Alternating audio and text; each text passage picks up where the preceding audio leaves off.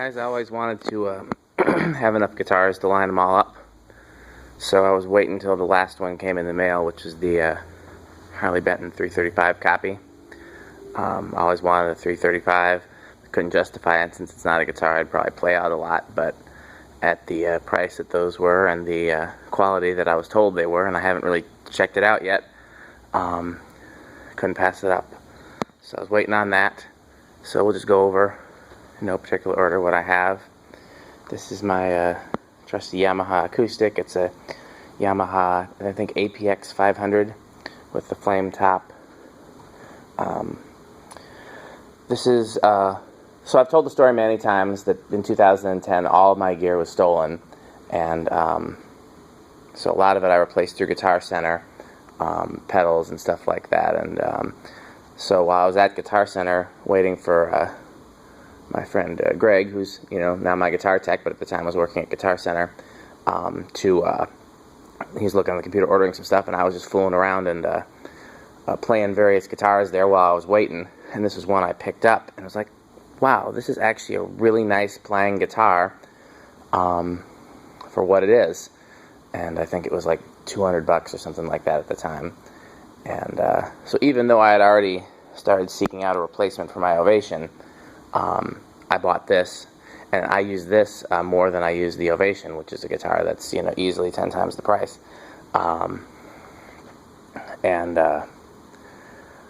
Yeah, it's just it sounds okay acoustically, but it sounds really great plugged in. It's just got a really nice pickup and preamp in there. Me and Todd did a test one time. We mic'd and plugged in the Yamaha, the Ovation, and then Todd's high-end Taylor that you might have seen me doing a few sessions on. It's a really nice Taylor. And plugged in the Yamaha beat the other guitars. Mic'd the Taylor one, and I think the Yamaha was last. But yeah, so it's a really nice guitar for the money. I'm sure they still sell this model or something similar, and I would highly recommend it. It's cheap, but especially if you're on the road when you need something plugged in, you're not going to be mic'd. I think it's a great option. I've never had any issues with it. It holds up well on the road. I got a hard case for it, and yeah. Okay, so here's the Ovation. So back in, so when I was a kid, I had an Alvarez acoustic that my aunt gave me, and that was lost or stolen, depending on who you ask. That's different. That's completely different than when all my gear was stolen. And so when I started doing sessions and stuff, 2004, 2005, and everybody asks, do you have an acoustic? And I'd always liked Ovation, both because of how they looked. They were slim, they were comfortable to play. The offset sound holes made it so they didn't feed back as much on stage. I was doing a lot of live sessions at the time, and I was hunting on eBay, and there was this Ovation for $200, buy it now, or $250 or $225, some cheap number. And the pictures were terrible. You couldn't really tell what it was, and it came with a hard case. And I was very poor at the time. Like $200 was a lot of money to me then, but it was very little money for an Ovation. So I took a chance at it, and it turned out to be a really high-end Ovation. So I bought that, and I did sessions with that for years, and it was just a great guitar. And that was one of the things that was stolen. So when I replaced it with this one, which was the most comparable model that I could find. I don't know if it actually says the model in here, Standard Elite. It's got the, I think it's called the APX preamp, although maybe I'm mixing it up with something else. But it's got the built-in tuner and EQ and all that. So yeah, this was the most comparable thing I could find at the time when all my gear was stolen. So, speaking of which, old reliable here, my custom Ash Stratocaster. It's based on the American Deluxe. I had one of these, and it was stolen, and so I replaced it with the exact same one, and it was not a cheap guitar at all. It's got the Ash body with the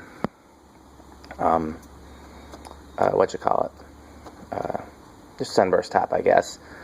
Noiseless pickups, S1 switching, which I never use, by the way, and then mother of pearl pickguard and inlay, and maple neck, and is that a mahogany fretboard or walnut fretboard? I can't remember what the darker fretboard is. Now I've become more attached to the lighter fretboards. I wish I would have asked for the lighter fretboard on this, but at the time all the guitars I had the darker fretboards, and so That's what I got on this one. But it's just a beautiful playing guitar. I've been thinking about changing the noiseless pickups out to something different now that I've started experimenting with pickup swaps. But, I mean, it's nice to have a noiseless guitar to grab, and it really is silent. So, there's that. Here's my pride and joy. The Anderson MadCat 45th anniversary reissue. Basically the same as the current reissue, except it had Telecaster pickups in it, and it has the leopard binding instead of the black binding. And I got custom pickups made for it, and it's otherwise stock. And that's going to be, I think, the guitar that I play most from now on. I just really love how it plays. I love how it looks. I love the connection to my hero and Once Your Love Prince. And yeah, I used it on a session last night. It's definitely a very different sound than a Strat, even though those are Strat pickups made to look like Tele pickups and fit like Tele pickups. But you know that from the other videos. But yeah, even though it's you know, essentially Strat pickups and a Tele body, the sound is very different.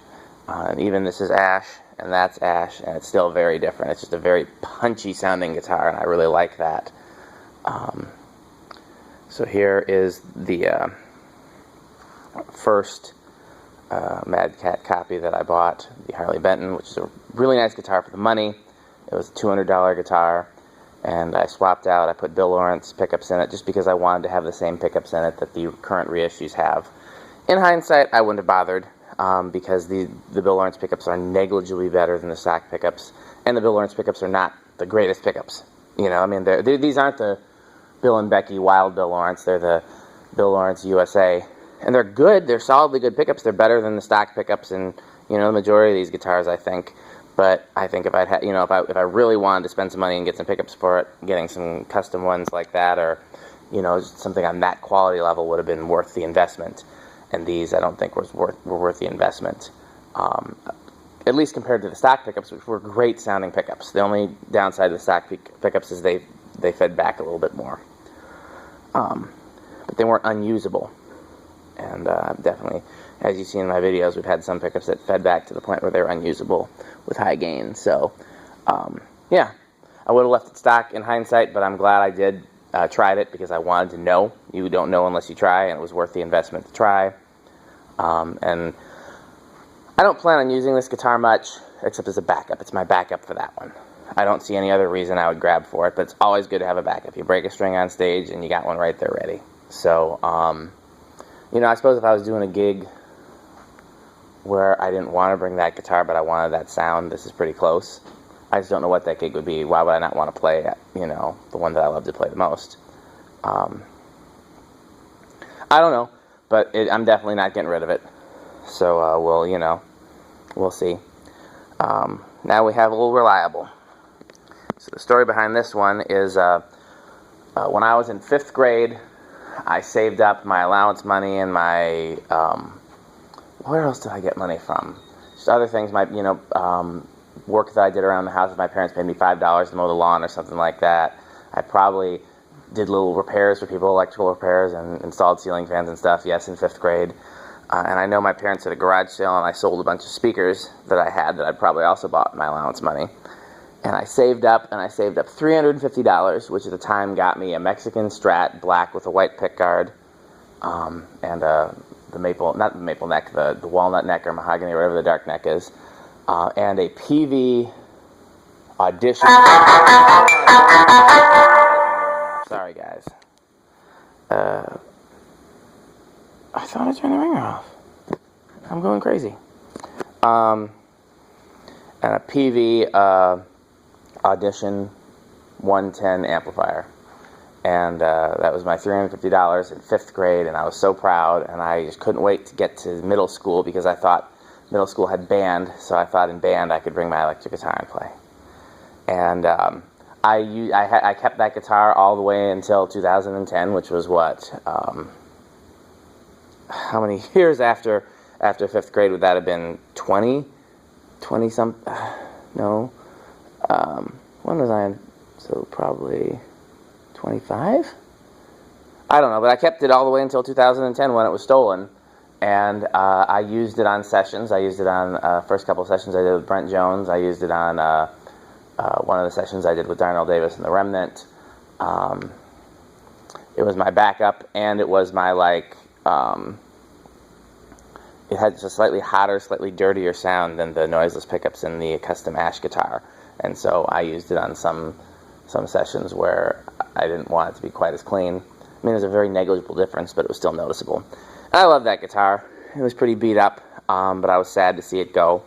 And so when it came time to replace all my stolen gear, I wanted to find something similar, but I wanted to get an American, so I got this off of Craigslist, and it's an American Strat 89, I've been told. And this is funny because at the time, I almost didn't buy it because of the maple neck. I was like, I don't like maple necks, and I don't know why I didn't like them. I just wasn't used to it. And I also didn't like the humbucker in the bridge. I was going to swatch? Thanks, Nia. I was going to switch that back out. But as it stands, I've grown to prefer both of those things, at least for this guitar. And I reach for this guitar more than I reach for that one. It's just got some mojo to it. It's just a really great feeling, great sounding Strat. And I love it. And yeah, so here's a similar story to the Yamaha acoustic. I was just fooling around in Guitar Center, waiting on Greg to help me locate some stuff, you know, for replacements. Picked up. I had no guitars at this time. All my stuff was gone. I had nothing. Hadn't bought anything yet. And I picked up this Schector, $200 in the used section. And I was just fooling around. It's not the kind of guitar I normally would play, humbuckers, and you know, I think it's a slightly smaller scale, and it's just a different style guitar than I would normally play. And I picked it up, and I was like, man, I really like this guitar. And it was $200, and I had no other guitar at the time, so I bought it. And I know I did a tour with the Remnant with it before I had any other guitars. And yeah, I don't think I'll use it as much now that I have the Tele style, because I think the same sort of stuff where I would reach for this, I would probably reach for the Tele style as well. Maybe if I'm doing some gain. Where I found this guitar the most useful is in playing reggae and doing the chuck. It just had a fatter sound for that. And it does have, the humbuckers are tapped, so I can get the single coil sound out of it, but I don't actually like that. If I'm going to play this, I like it with humbuckers. So, we talked about this one already, but we'll talk about it some more. I always wanted a, I'm so mad that I left the ringer on, but I don't want to stop the video and start over again. I always wanted a 335, and I can't even tell you why. It's just the kind of thing, I saw it, and I was like, I like that, I want that. It's not that I picked it up and played it, it's not that I heard it and said I like how it sounds. I just saw pictures of it and was like, that's something that I want. And, but it wasn't a practical choice for me because it's just not a guitar to use on stage in high gain situations, and, you know, I tend to do more stuff that looks for a single coil sound, and, you know, plus a real 335 is an expensive guitar, and so, you know, it was just one of those things on a wish list for me. And then so when I found out about the Harley Benton, you know, and after I tried the first Harley Benton and was very pleased with the quality for the price, I figured this is my chance. I can get this, and then I will have for a very small investment, I will have a 335 style guitar that, you know, I won't use enough to need anything better quality than this. It's still good quality for what it is. Still, you know, good enough to use in the studio and, you know, on gigs if I want to. And so yeah, I haven't had Greg look at it yet, so, you know, he might notice something that I don't in terms of like, nope, this isn't good enough, send it back. I haven't plugged it into an amp either, but just based on having picked it up and played it unplugged, and based on the reviews that other people have done of it, I think I'm really going to like it.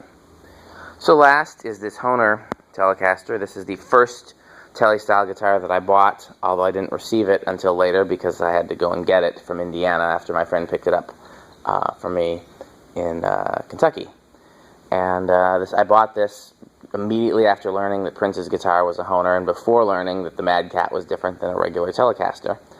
And had I not done any more research, I would have stuck with this one, but I'm glad that I didn't because I really like the other styles. But this is an amazing Telecaster, and I have it up for sale just because I don't need 3 Tele style guitars. But if it doesn't sell, I won't be mad about keeping it, because just the feel and the sound are really good. The pickups in it are better than the stock pickups in pretty much every Fender that I've tried, including, you know, Greg's got a 65 and a 65 reissue and a made in Japan, and we compared them all, and the pickups in this beat them. These are just, I mean, beautiful sounding pickups, and it's a great feeling guitar. It's heavy as all get out. Like I said, the only thing I don't like about it is the neck's a little bit fatter than I normally like. It's definitely fatter than those two, and then the Strats. It's probably not fatter than the Schector or the 335 copy or the acoustics, but it's definitely fatter than the other Fender style guitars. And so given the choice, honestly, if the neck in this had been slimmer, I might have kept this one and sold the Harley Benton. I really don't know what I would have done. I'm kind of glad that the neck was fat, because it made that decision for me. It's not a fat neck. I keep calling it a fat neck. It's fatter. It's still a modern C style. It's just fatter than most modern C style. It's not a vintage C, which is thicker, and it's not a V, which is thicker still. But it's somewhere between a modern and a vintage C. And I only know that because somebody told me, probably Greg. I don't know. I don't know about necks like that. I just remember when I was shopping for the various guitars in Guitar Center, must have been maybe the first time that I bought the custom Strat. I think I played every single Strat at Guitar Center and every single Strat at Greg Ginter's guitar shop. And I just played every Strat in the store I could get my hands on, because even all the ones that had modern Cs, and some of the necks were different, and I wanted the slimmest one possible. And so that ended up being put together with a real slim neck, which is what I like. So that's that one. And like I said, that's why it's off to the side here, so that if I do get rid of it, I can crop it out of the pictures. But if I keep it, it can stay in the pictures, and that's just going to depend on if somebody buys it. It's up on eBay, and it's up on Reverb, and it's up on Craigslist, and it's priced comparable to what I've seen other ones sell for, but not at the low end of that. It's at the higher end of that. And so, you know, if somebody buys it, I won't have any regrets, and if nobody buys it, I won't have any regrets. And so yeah, this is my guitar arsenal. Have no plans to add any more guitars to it. It's a shame, because if I hadn't just bought a bunch of guitars, there's one that Greg is selling that I really like. It's a U.S. Masters, made here in Wisconsin. It's like a PRS style guitar. It's kind of similar to the Schector, actually, but it's got it's a little bit more Fender-like in that it's got the knife 5-position switch. Excuse me, and it's a little bit the scale of it, I guess, maybe is what it is. But it feels like a Strat when I pick it up, but it looks more like the Schector, and it's got the 2 tapped humbuckers, and it's a flamed top in like a bluish purple finish, which I normally wouldn't like, but it really grew on me. And if I could afford it, I would get it, but I can't. So if I do get it, you're going to know I got something that I couldn't afford. And there are reasons why I might do that, but it's unlikely. So yeah, let's just go over them one more time.